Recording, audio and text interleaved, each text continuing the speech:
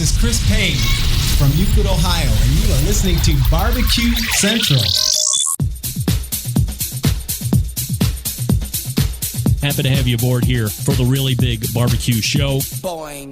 We cook because we have to, and we grill because we want to. Hit me! Fine, how you doing? You have a great show. I'm a big fan. Boing. So what seems to be the problem here? This man looks like he's dead and he's in the crackle.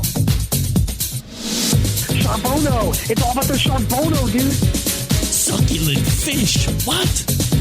He ate 2 feet or wiener. But listen, Lavernius, shut your face. I'm shaking like a dog shit peach seeds. We have top men working on it right now. Top men.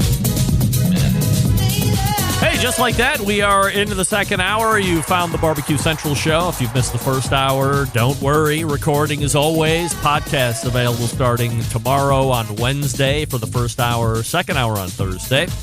And I'll talk to you about Friday here in just 1 second. So you missed the meathead in the first hour. We talked a little bit about shrimp, and then we talked a lot about burgers in all forms and fashions and how to cook them and how to fix them and how to grind them and all that stuff.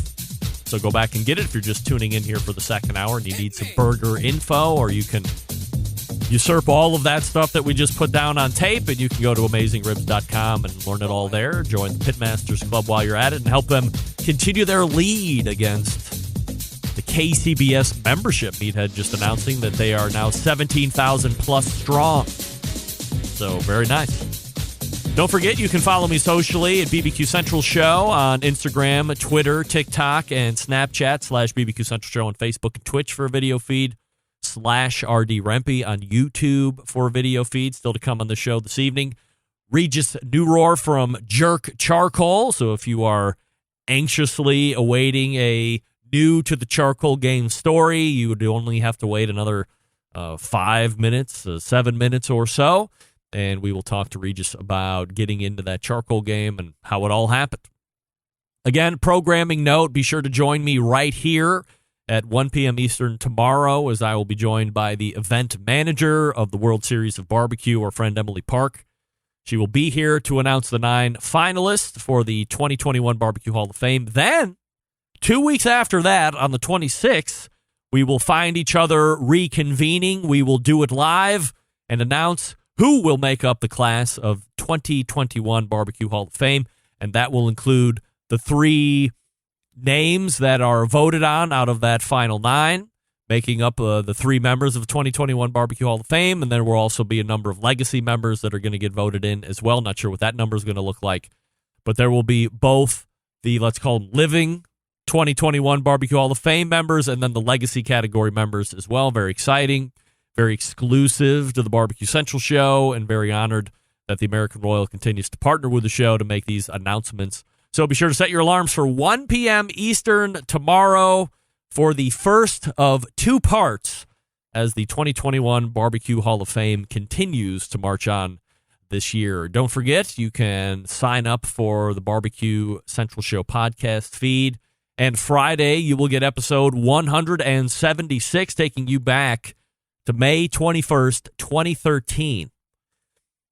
This episode featuring me remembering a barbecue legend and a barbecue Hall of Famer by the name of John Willingham. So through the instant chat feedback, does anybody know John Willingham? Does that name ring a bell? Do you know why you would want to know John Willingham? Do you know claims to fame of John Willingham? It's a name that, especially in the beginnings of all this, 70s and 80s, 90s, John Willingham was a name that was widely recognized and known. I'm just wondering, for the new folks coming into it, if that's a name that rings a bell or if it's just a name that you're hearing for the first time.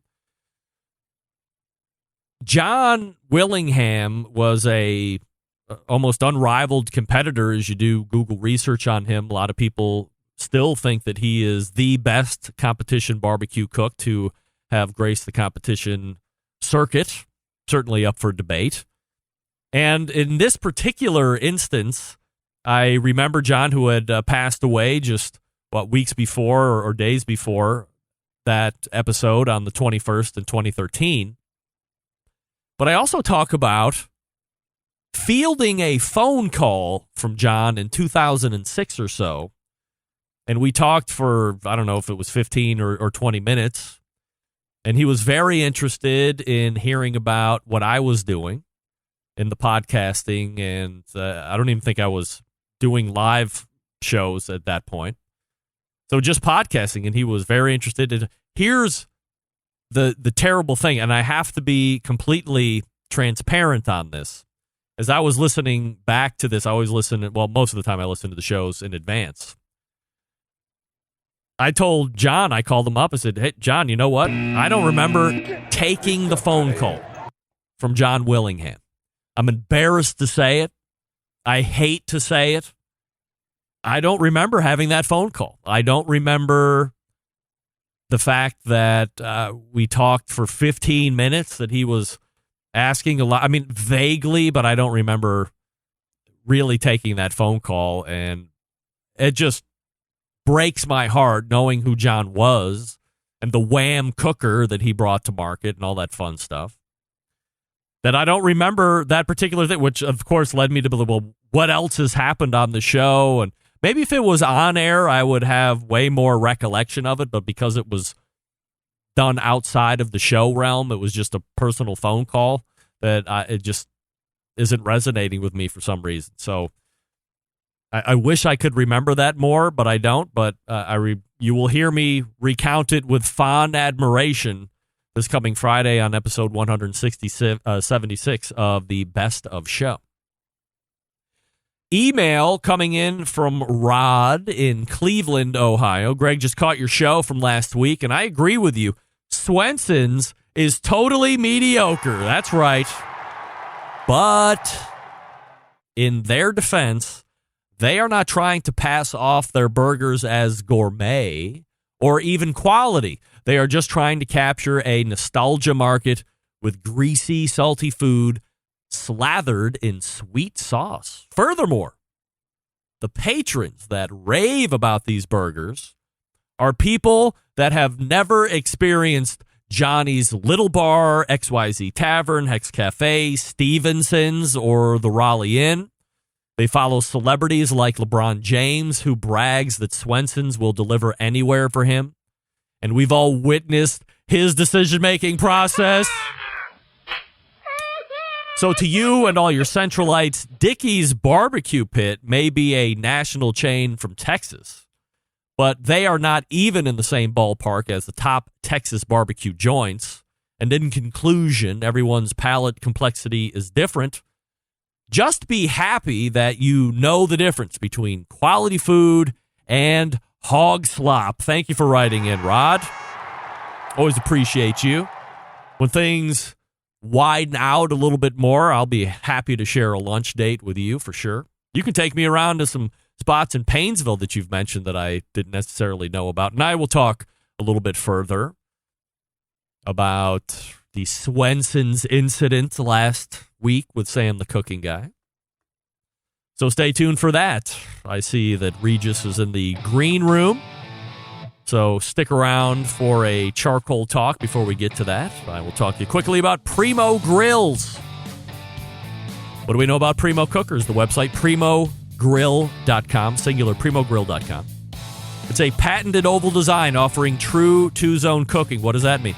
It means because it's oval-shaped, you can bank the coals off to the right side or the left side, and then if you don't want to put the meat directly over those coals to start out with, no problem. Just hang it over the part where it doesn't have any charcoal. Now, some of the round cookers will say that you can do two-zone cooking with round cookers, but I think we all know that's a little bit more of a non-truth or an alternative set of facts. But with the oval cooker, you can do it. The shape says it all. There's more than 60 cooking configurations that you can actually pull out of this Primo, made right here in the States. Precision-controlled manufacturing, highest quality ceramics. You can get any ceramic cooker currently available.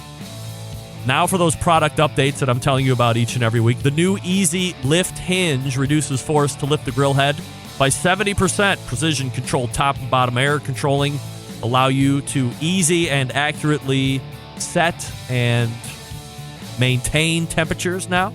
It's not put it to this pencil thinness or thickness. Now you can just say set it to number 1 or set it to number 2. Easy stuff. If you currently have a Primo grill, but you don't have those top and bottom new adjustments, you can go to your local dealer and get that retrofit kit. Real easy to fix. PrimoGrill.com, the website. You can also find a dealer nearest you. You can also visit them on Instagram, Primo Ceramic Grill, and you can also find them on Facebook at Primo Ceramic Grills. Check them out. Get that lift hinge. It goes from a 35-pound lift to an 8-pound lift after the fact. Can you believe that? Look at them in engineering. Love it. PrimoGrill.com. And we are back to talk charcoal right after this. Stick around. We'll be right back. You're listening to the number 1 most downloaded barbecue and grilling podcast anywhere. The BBQ Central Show.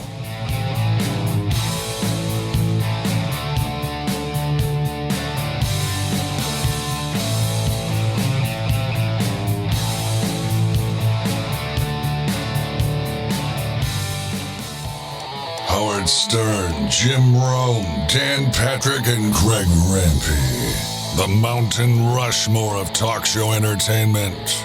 Now, let's get back to the BBQ Central Show.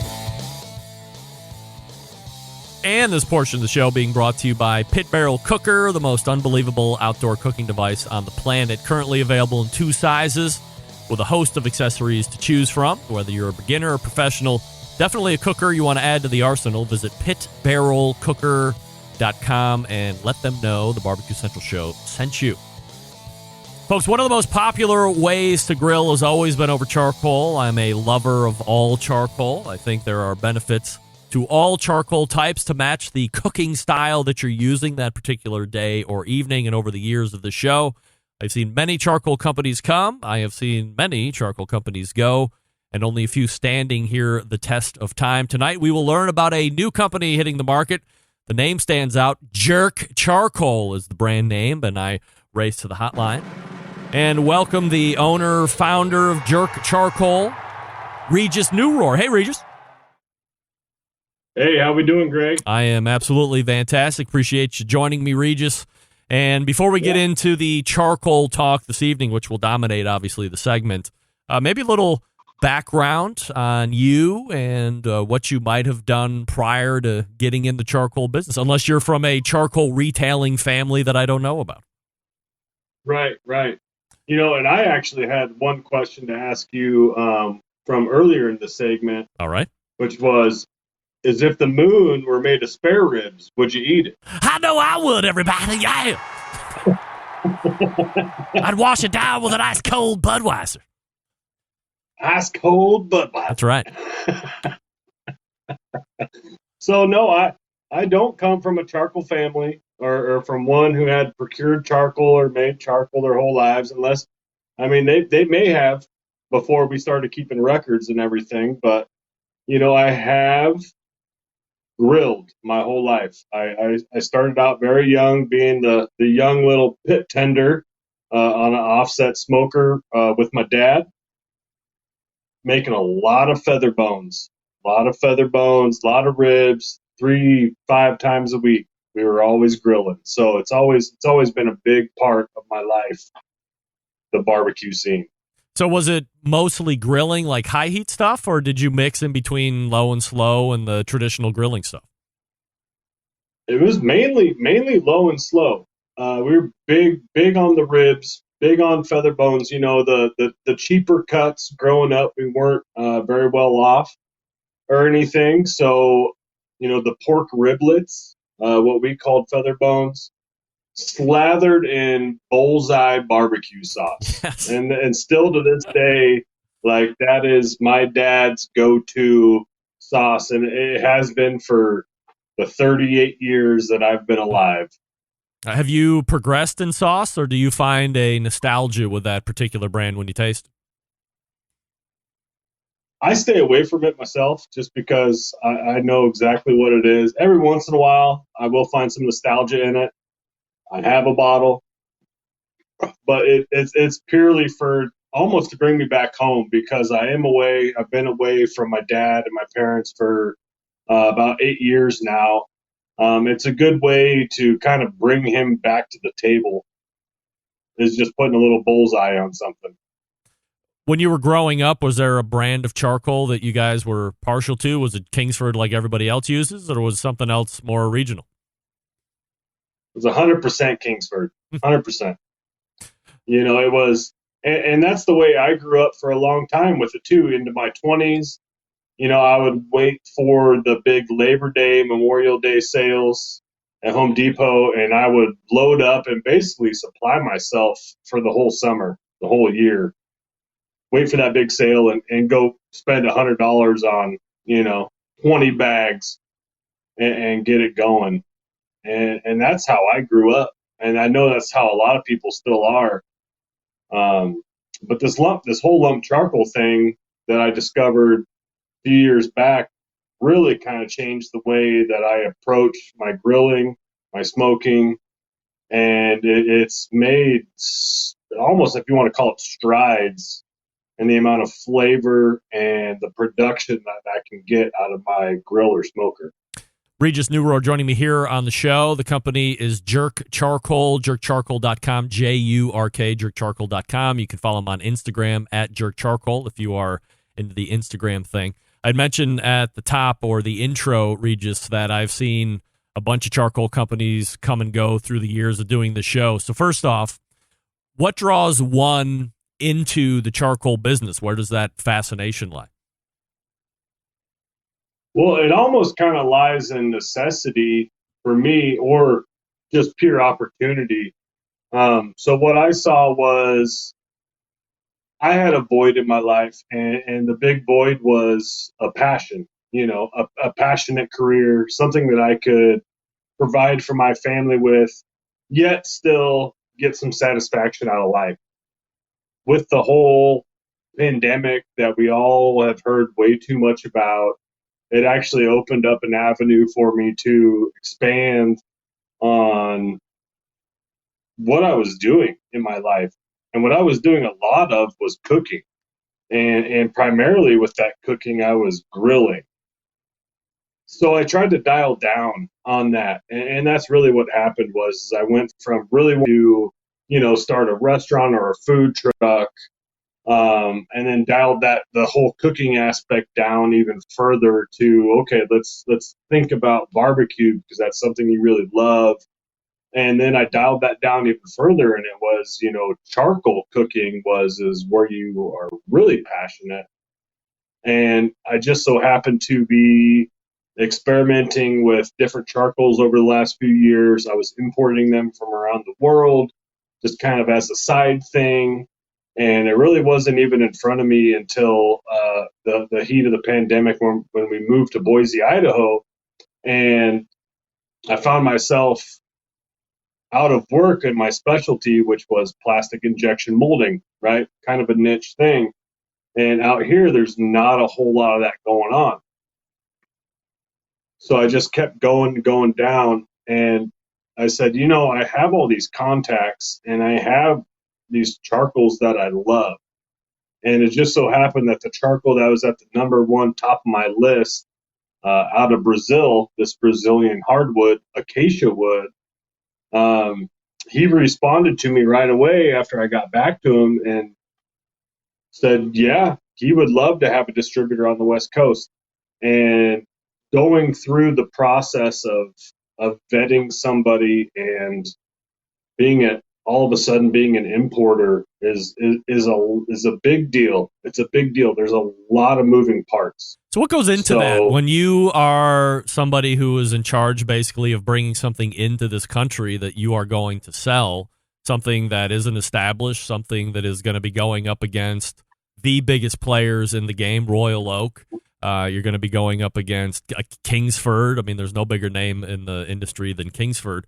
You have those hurdles to go to, but then from your end, your due diligence, how do you go through and figure out this company is legitimate? They're not showing me one thing, but they're really just, getting pine scraps, and that's what really they're going to sell to me. How do you find that out up front? And then what's your ongoing strategy to make sure that those quality controls stay in place so you're importing the same stuff container after container? So first of all, obviously you get a lot of samples in, right? Over and over again, you hit them for samples, and you're paying a high freight, but with the end of the game type of site, it's worth it. And so that's what I did. I hit them up for sample after sample just for personal use. Some of it I did send out to other people to get their feelings, to make sure I wasn't somehow biased or seeing things differently than another, grill master or whoever backyard apprentice might. And when I started getting great feedback and I was getting great consistency, it really pushed me to that next level to where, okay, like I must figure out my next steps to make this happen.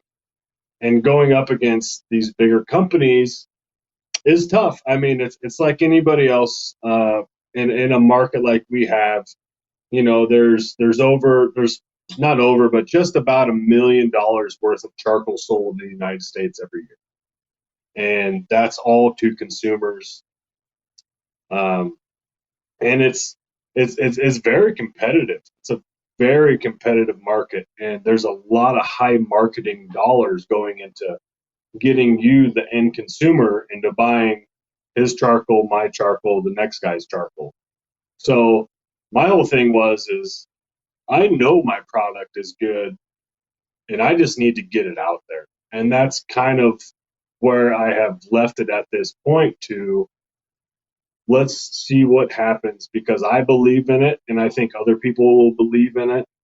And we're just trying to make, a good product available for everybody who has a passion with barbecue. So tell us how this charcoal differs from what's existing on the market. What are the benefits for me to bother searching it out and buying? So it's a lump charcoal. Like a lot of people, if you're on here, you might be either questionable about lump charcoal to go for briquettes, or you could already be an avid lump charcoal user. And a lot of the big complaints that I've got are, there's a lot of dust, it's high sparking, there's 2x4 looking pieces in it. And so what we source from Brazil is 100% sustainable. It's acacia wood, which is an invasive species out of Australia, has been pushed to Brazil back in the late 1800s.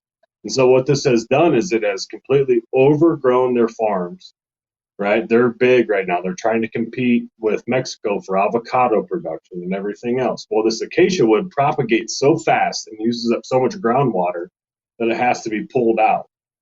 Well, this acacia wood, also known as black wattle, has been in use for millennia as a cooking wood, and it's not a prominent wood that has been pushed to market here in the United States. So what we can provide is basically very big sizes of lump that are consistent, and there's not a lot of dust.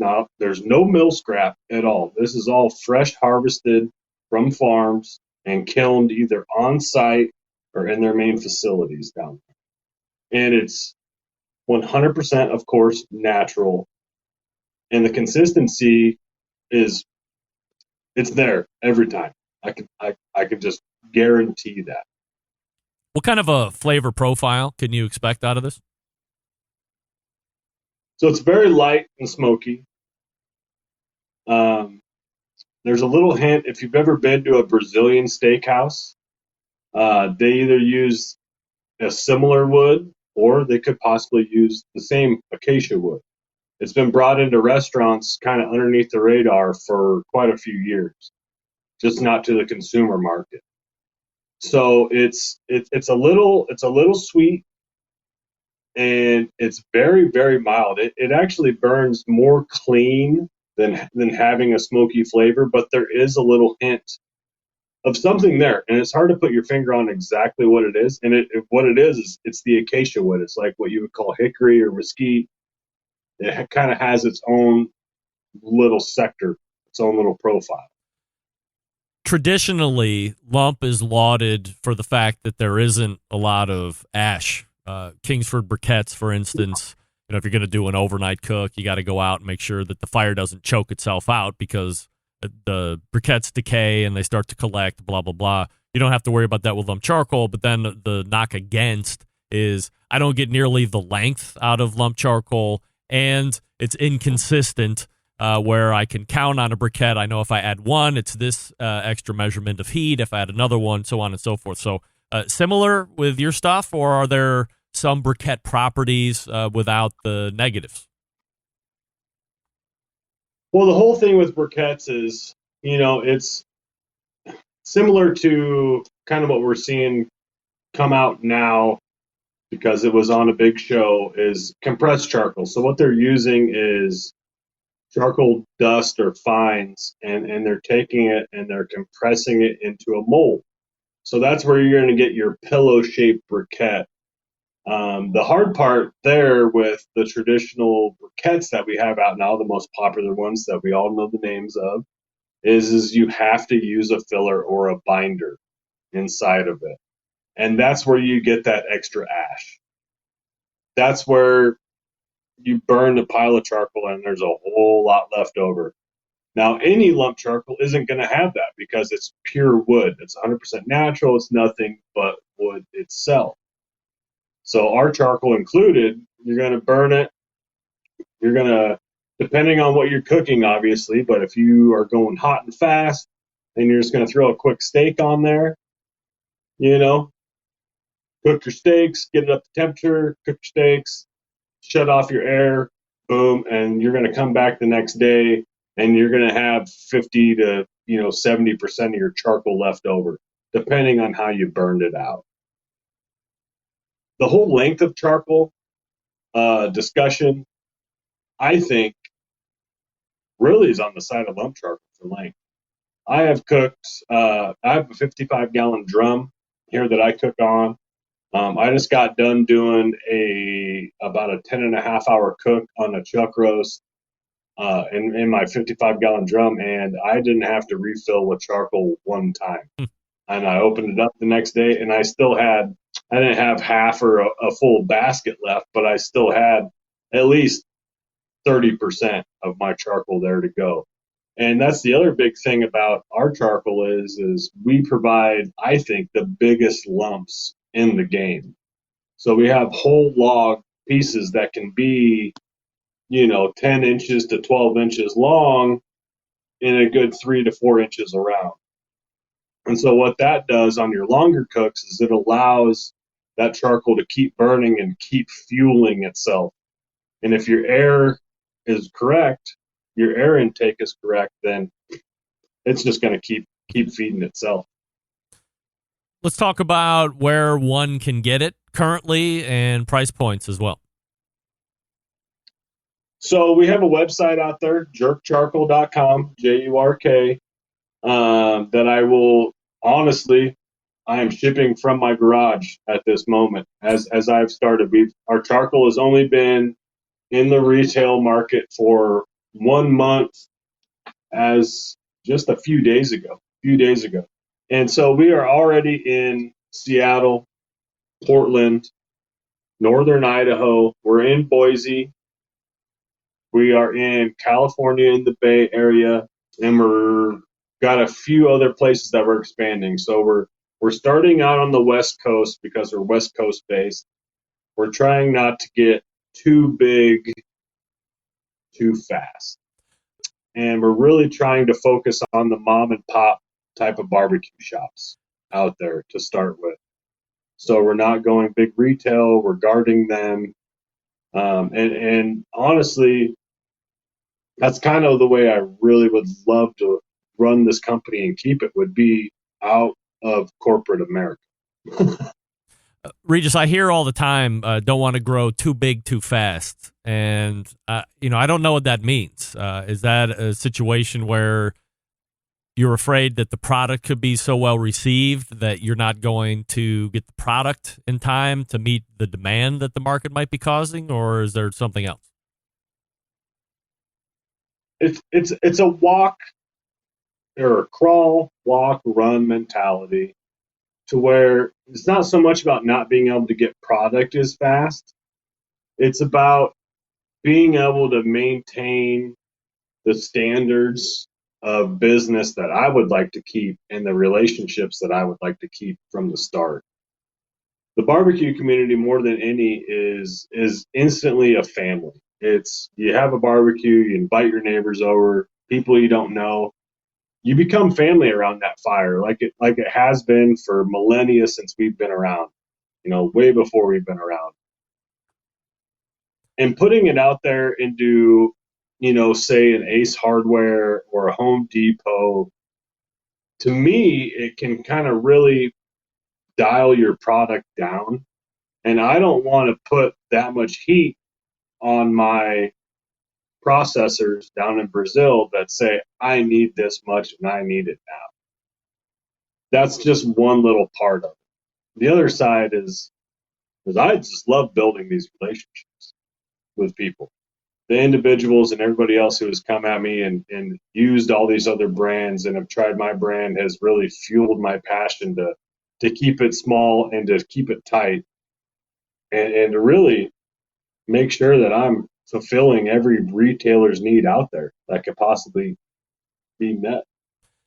So what's the growth strategy for you then? You said you're bringing it in West Coast because you're West Coast based, but I would assume your main utopian goal would be to dominate the charcoal market from coast to coast and, start shipping overseas and all that other stuff. I mean, where do you see yourself in a year? In a year, I would really love for us to be at least to the Mississippi as far as retailers. I'm not trying to push too much farther than that at the moment. I'm trying to have realistic goals.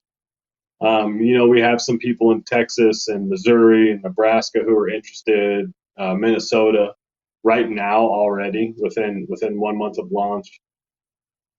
They've tried the product and they love it. And so there's a lot that goes on logistical wise, especially right now. Everything is so expensive and blown out of proportion, like we all know. And trucking is sure one of those things. So I'm trying to make sure that I can keep the product affordable and not too out of sight to the point where people just aren't going to be able to try it. It is definitely worth that premium grade dollar number. But there's a lot of charcoals out there that are way overpriced, and you're basically paying for a name. And I definitely do not want to be one of those. I want to make this available to everybody who has the same amount of love just for barbecue and wants a good product at a good price and keep that value point there. Regis Neurohr joining me here on the show from Jurk Charcoal, Jurk, jurkcharcoal.com. So it's just lump charcoal at the moment, and you're bringing it in. You're setting up mom and pop locations. There is some online retail sales for you as well. What's the price and what's the weight of the bag? So we're running a 17.6 pound bag. So similar to your other imported charcoals out there, they all run on the European metric system. So we're running 17.6 pounds right now. I did just throw a coupon code in there on the website. If anybody wants to try, they can put in BBQ Central on the website, and they'll save about $13 on 2 bags. You have to do the 2 bags, and that'll bring you right down to 2 bags for $52. And so we're looking at about $26 a bag with the coupon, and that's code BBQ Central at checkout. Yep, code BBQ Central. All right, we love a deal here on this show, so hopefully that moves some bags for you. Is there a particular spot that you're in now that really seems to be moving a lot of product for you? Well, one of our biggest spots is somebody you know very well, Sam's, Northwest Barbecue out in Sherwood, Oregon. Yep. He's had some great response. We're also getting some great response out of Seattle, which is going to be Bry's up in Marysville. And along down the coast, in the Bay Area, we have Eggs by the Bay distributing our product. I have quite a few online customers who have ordered these individuals that are already on their third or fourth order of charcoal. So these aficionados, guys who have been buying these other premium brands, have found value in this product, which drives me harder and harder every day to keep pushing this out. We're in a unique time over the last 16 months.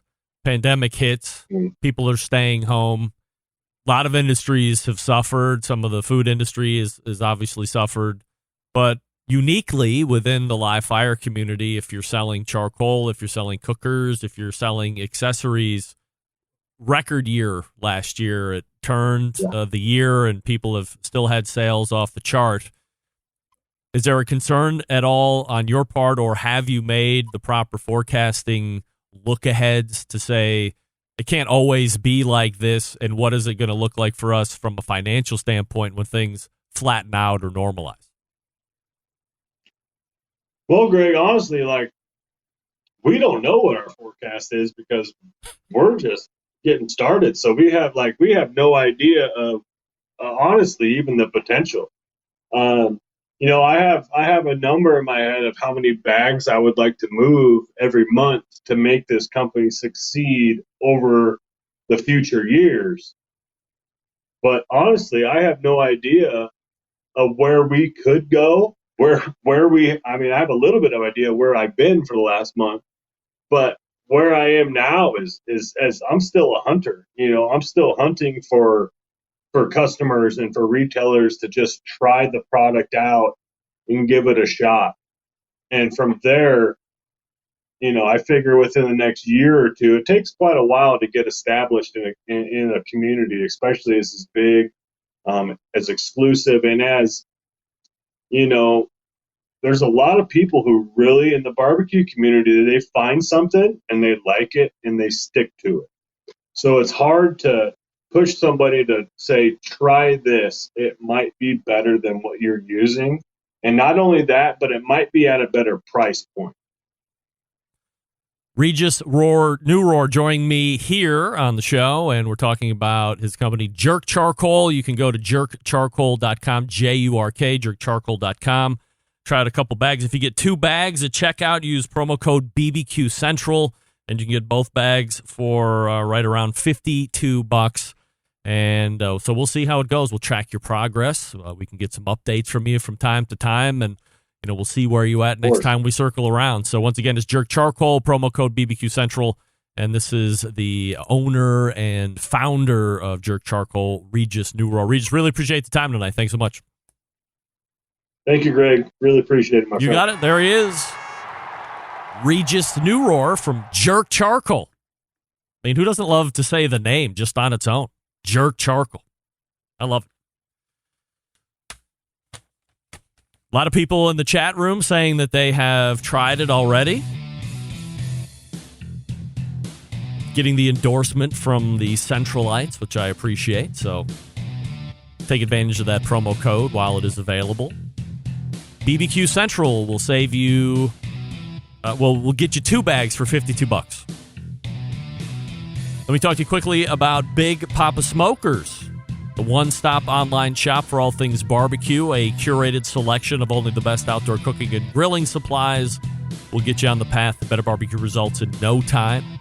You like rubs and seasonings? Of course you do. How about popular flavors like Sweet Money, Cattle Prod, and Cash Cow, all proven winners on the competition circuit and in backyards worldwide? Big Poppa Smokers offering 13 perfectly balanced flavors that will transform ordinary meals into extraordinary, whether you're looking to impress judges or your friends.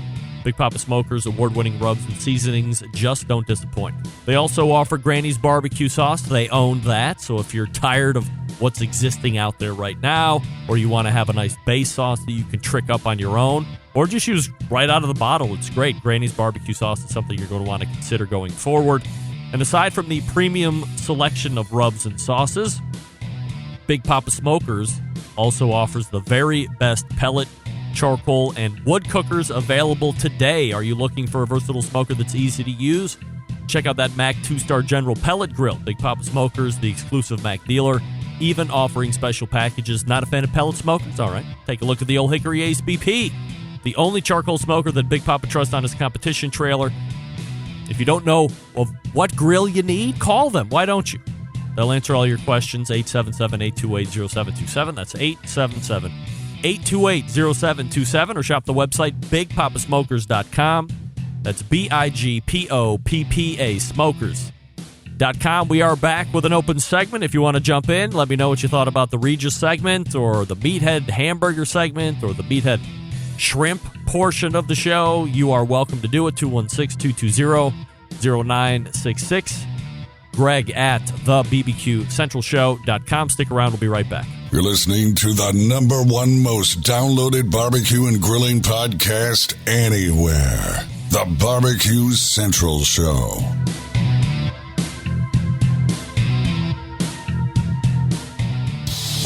Celebrating over 10 years of prolific and unparalleled live fire barbecue and grilling talk. And yes, it's still being done from Cleveland, Ohio. You're listening to the BBQ Central Show. Welcome back. This portion of the show being brought to you by Smithfield. Head on over to smithfield.com through the grilling season, where you can get recipes, tips, and tricks from world champ pitmasters like Chris Lilly, Darren Worth, and Ernest Cervantes. With mouth-watering flavor, no artificial ingredients, Smithfield Fresh Pork, quite simply, some of the finest pork money can buy. Trusted choice of world championship pitmasters for use at competitions and at home. By the way, if you are a committed cook, go to smokinwithsmithfield.com and be sure to report your first place finishes, both on the pork shoulder stuff and on the ribs as well. That's Smokin, S-M-O-K-I-N, smokinwithsmithfield.com. All right, open segment. We're all ready for that, of course. So let me dial in and call up Grandpa Rempy as we do a little book reading here. That's right. I want to do Grandpa Rempy, Harry Carey, but there is no way the pipes are going to be able to withstand that. So just know that I want to do it, but it's not going to do it. Instead, I will read to you majestically the next we've been off a couple weeks, and a lot of you have been writing in going, where's the horse meat passage for this week? Rest assured, the reference material on horse meat is being renewed here this evening. Tonight's passage, sentiment and prejudice. Wait, did I do that one already? I did. Tonight's passage, processing horse meat. The processing of horse meat by the butcher is an art and must be done with skill and care. For horse meat, properly processed and correctly cooked, is as tender and tasty as beef, if not more so. But inexpertly processed, it is both rank in odor, strong in flavor, so much so, in fact, it is virtually inedible. Thus, it behooves of the housewife to select her butcher with care, because no man is going to be out shopping for anything like that, right? No way. No self-respecting man is going to be out shopping for horse meat or beef or have a relationship with a butcher. Thus, it behooves of the housewife to select the butcher with care. She, that's tough to say. She should seek a man who seems naturally clean and careful in his habits. And she should ascertain, insofar as is possible, that he actually knows how to properly process horse meat for human consumption. This is so tragically sexually inappropriate. She should find a man, because a butcher can only be a man in 1952. Remember that? This is where this book's from. The reason for this is simple. The horse, unlike a beef animal, has numerous perspiration glands located in the skin and the outside fat. It is these glands that are unpalatable and which cause the meat to get off an offensive odor while cooking. Actually, there is no evidence to indicate that these glands are not nutritious or wholesome. But it is well supported, in fact, that the housewife who has the misfortune to buy and cook a piece of meat containing even a minute quantity of these glands will rarely, if ever, cook horse meat again, particularly if it is her first experience with the meat. To be properly processed for human consumption, every particle of outside fat and skin must be removed from a piece of horse meat. Careful, clean butcher who knows his business will do this so successfully, in fact, that the average individual will find it difficult to detect any difference in flavor between horse meat and beef. There's also another more compelling reason why the horse meat butcher should be selected with extreme care. For horse meat, unlike beef, is not. Andrew, you are not the father. Is not U.S. government graded for quality. There is no prime, choice, good, or commercial grade to guide the buyer. Yet, there is as much variation in the quality of horse meat as there is in the quality of beef. Hence, the customer generally unable to distinguish a good piece of horse meat from a poor piece must rely on the judgment of the butcher.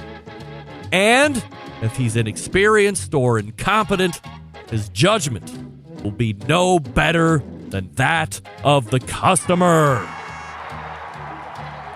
Folks, that concludes this evening's passage from the number one reference material on horse meat for human consumption, entitled Processing, Cooking, and Buying Horse Meat for Human Consumption by Leon Kenny, costing you 25 cents back in 1952, where we find it being copywritten. Next week, we'll talk about composition and cooking. I know you're excited. Are you excited? I know I am. I love a good horse meat burger, everybody. Wash it down with an ice cold Budweiser. All right. So there you have it, another rendition or edition of the latest passage of horse meat for human consumption. By the way, I saw this trickle through the instant comments from none other than horse meat lover. Horse lover, not horse meat. That was my mistake, Diane. Diane Me weighing in with this question or comment. I think your watch is upside down. Negative. Get that big stuff out of here. It is not. It is not. Andrew, you are not. It is not upside down. Now, technically, it is upside down, Diane. However, if I was wearing the watch right side up, you wouldn't be able to visually see it in this appealing way, like a regular watch or clock that you would see. If I was wearing it correctly, it would all be upside down. It would be visually displeasing. I am putting my own OCD on the line and at risk here as I knowingly wear this watch upside down for the benefit of all of you watching so you can see it right side up. How nice of me to do that. So technically, Diane, you are right. However, I do know, beyond a shadow of a doubt, that I'm wearing it upside down on purpose. Hey, who wants to win a book? I know I do. Call in right now for your chance to win Mike Lang's latest offering called One Beer Grilling. Fast, easy, and fresh recipes for great grilled meals you can make before you finish your first cold one. Mike Lang, he was on the show last week talking about it. As you can see, there's a picture of something right there. It's like a toasted sandwich of some sort. Grilled cheese and steak sandwiches. Oh, my. What's doubly impressive about Mike Lang's effort is he's the one that also took all the pictures of this book. So, 216-220-0966 is your number to call in for a Mike Lang book. If you are so inclined, I am happy to autograph Mike Lang's book for you with my autograph.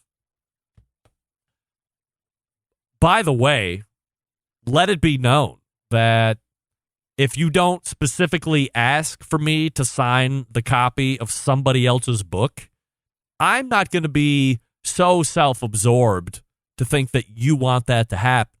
So then if you don't tell me to do it, and I won't do that if you don't instruct me to do it, when you get it, don't go on social media and say that I didn't autograph your book. You didn't ask me to do it. Don't take me to task there. I'm happy to sign somebody else's work with my autograph. But if you're not instructing me to do it, I'm not just going to do it all on my own.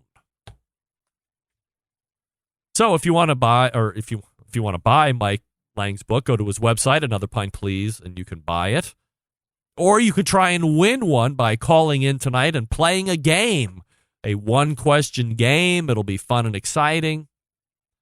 So we'll leave that for the balance of the evening. Let's go ahead and stay on the clock here. We'll do a quick read, the last read.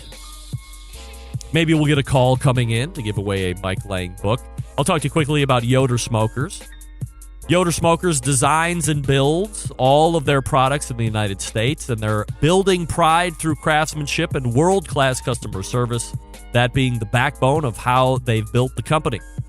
This approach translates into what can be a truly bespoke style product that elevates gatherings with friends and family. They're honored to have a trusted place in the backyards of America. From pellet cookers to wood-fired offset pits, charcoal grills, consistent blue ribbon flavor has become synonymous with the Yoder Smokers name. Make no mistake, Yoder Smokers' flavor-driven design is unique to each style of pit, and the team members have developed their cookers to perform time and time again.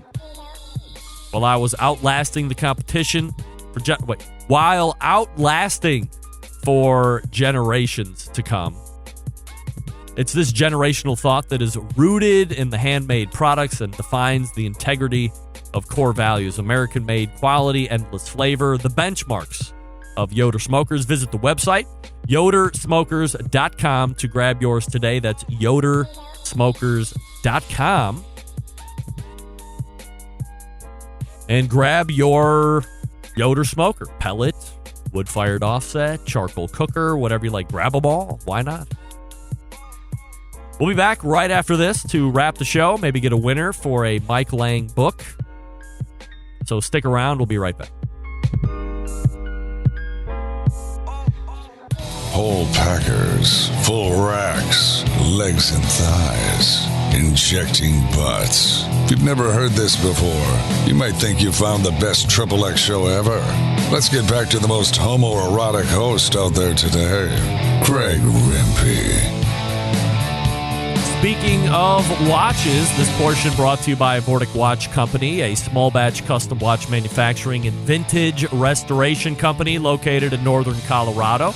They take antique pocket watches just like this one, turn them into wrist watches. Their mission: preserve and enhance the legacy of manufacturing excellence in America. In order to do that, they combine traditional and cutting-edge technology to create unique, quality, functional timepieces with exceptional value. And here's the coolest part: each watch that Vortic makes is unique and one of a kind. Vortic founded on the motto that America wasn't assembled, it was built. Check out VorticWatches.com for more information. And the watch of the day thing is going like hotcakes. I mean, I don't think there's one that's available in inventory. It's listed within 10 minutes to 2 hours. All watches are gone. So if you like the concept and the idea and the look of having a pocket watch on your wrist, you got to subscribe to the newsletter. You got to check it out. They're releasing watches at 12 Mountain, I believe. So be on the lookout for that. Answer a couple of your questions rolling in here. John is asking Memphis in May updates. I know what's going on this weekend, that's for sure. So we'll have a new Memphis in May winner come some point on Sunday. Other than that, I don't have any new updates. Also, getting a question in from Penny Hater. Peeny Hater? Any events planned for Hartville Hardware this year? Great question. I believe, having talked with Danielle Bennett over the last couple days as I am learning Clubhouse, she has been contracted to go back to Hartville Hardware for their Grill Fest, which would lead me to believe that I might be getting reached out to at some point to MC that event again this year. Last year, I was set to go back before the pandemic hit. That obviously got canceled. But I believe September is typically when it is, right around the American Royal time frame. So we'll see how that goes. But yes, it is Pony Hater. Sorry. But yes, there is Grill Fest that is set to come off later in the year. So we'll see how that goes. As soon as I have more information on the Hartville stuff, I will pass that along for folks that are regionally located. They want to see Danielle. They want to get pictures with me or us or just Danielle and nothing to do with me except watch me host a live event for a handful of hours on a Saturday. That's fine. Happy to do that. All right, so no book winner. Get that big stuff out of here. We'll carry that into next show, and we'll see what's happening then. All right, all the way back in the first hour was Meathead from AmazingRibs.com. We talked a little bit about shrimp. We talked a lot about hamburgers. And in the second hour, we talked with Regis Neurohr, who is the owner, founder, presidente of Jurk Charcoal, Jurk. Jurk Charcoal. Go to the website if you are not able to access it around your local area there on the West Coast and Pacific Northwest specifically. You order online and you use promo code BBQcentral. You can get 2 bags for $52, but you have to order 2 bags in order for that coupon to work. Again, that's promo code BBQcentral. Take advantage of that savings and see what all the hype's about. Don't forget, tomorrow at 1 p.m. Eastern, we will be unveiling the 9 finalists, 3 of which will be voted on and make up the 2021 BBQ Hall of Fame. So if you want to see it happen live, we'll do it live. Join me at 1 p.m. right here on your streaming channels and platforms, Facebook, Twitch, YouTube, or the live audio stream on the website link as well. I will be joined by Emily Park, and we will announce the 9 finalists for the 2021 BBQ Hall of Fame. Very excited to do that. And then don't forget, 2 weeks after that, on the 26th, we will unveil the 3 folks that will make up the 2021 BBQ Hall of Fame, and then we will also announce the legacy members as well. Big show planned for you next week. It is Steven Reichland week next week, amongst others. September 11th, 2001. I will never forget.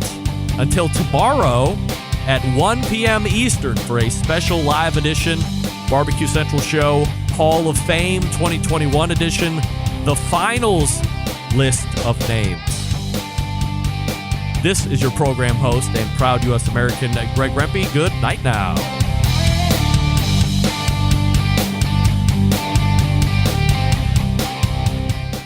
Hi, this is Frisky-Dog, the Barbecue Wizard, and you're listening to the BBQ Central Show.